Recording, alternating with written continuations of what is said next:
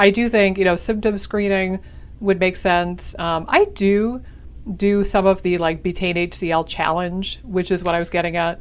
There is a conventional medical test for low stomach acid. I've never seen it done. I've never had a patient come in with this type of test. It's called the Heidelberg test. I have yet to hear of a GI doctor in my state that does it, so I would be curious if any of you all have experience with that. Yeah. But theoretically, you could test it via conventional medicine.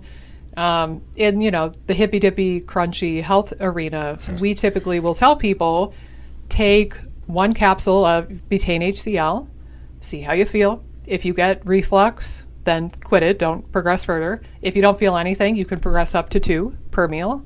If not, 3, 4, 5. And you keep going up until you hit the place where you get a warming sensation or some reflux. And I think it's an imperfect test. Again, I've got a video about this on YouTube. Yeah. So it's not the be-all, end-all.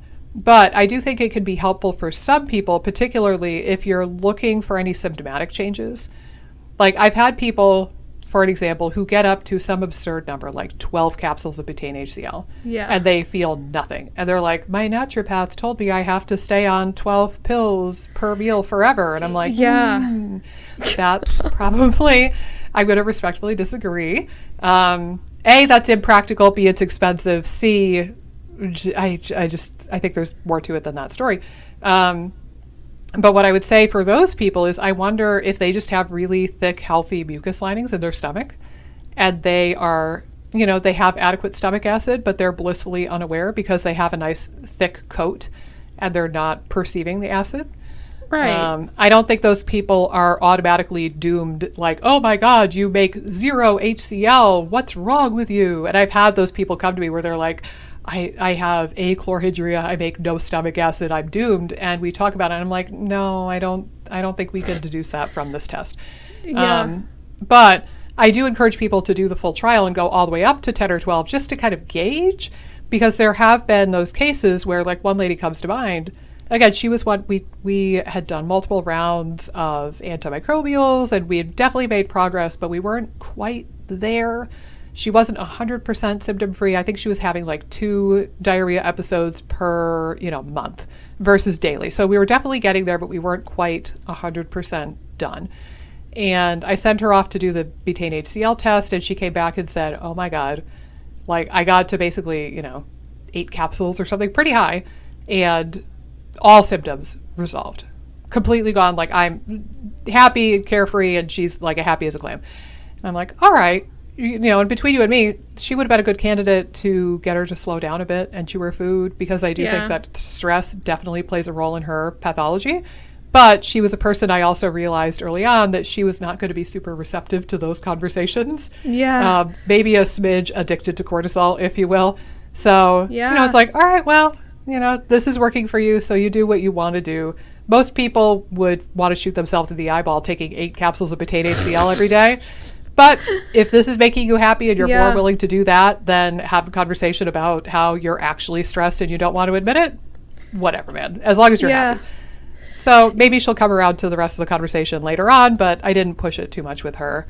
But she was a case where I don't think she ever got the burning or the reflux from the Betaine HCl, but it was like something happened, like a switch flipped once she got up to the appropriate dose. And she was like, ooh, okay, my other symptoms, my bloating is gone now.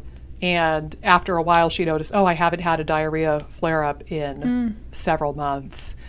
Okay, like this is really helping me. So I think as long as you're keeping an eye on your other symptoms, if you're just waiting to get to the point where you get the reflux from the Betaine HCl challenge, you might be missing part of the conversation. But if you notice somewhere along the way, oh, my bloating or my bowel movements or like my other IBS symptoms have improved while doing the HCl challenge or since introducing it, then that is more of a relevant thing, I would think, to pay attention to, rather than, just taking the test for what it is. Right. And I think like with that challenge, I think it can be useful. I think sometimes from what I've seen is that like it makes me slightly nervous if there's gastritis at play or any sort of like known inflammation. So usually if that's at play, I'd probably advise against that and maybe do some things to calm the stomach lining down. first before you do kind of anything with HCl. I think that the other thing, again, which you're sort of describing, is people, because I've worked with tons of people who, I shouldn't say tons, but I can think of like a handful of people that came to me literally taking like 10 capsules of HCl with each meal. And it's just absurd. And they hate it. Like the ones that I like talk to aren't the ones that are like, oh, this is fine. Like when it gets to a certain point, you're going through like a bottle every 2 days with it's not practical. It's no way to live.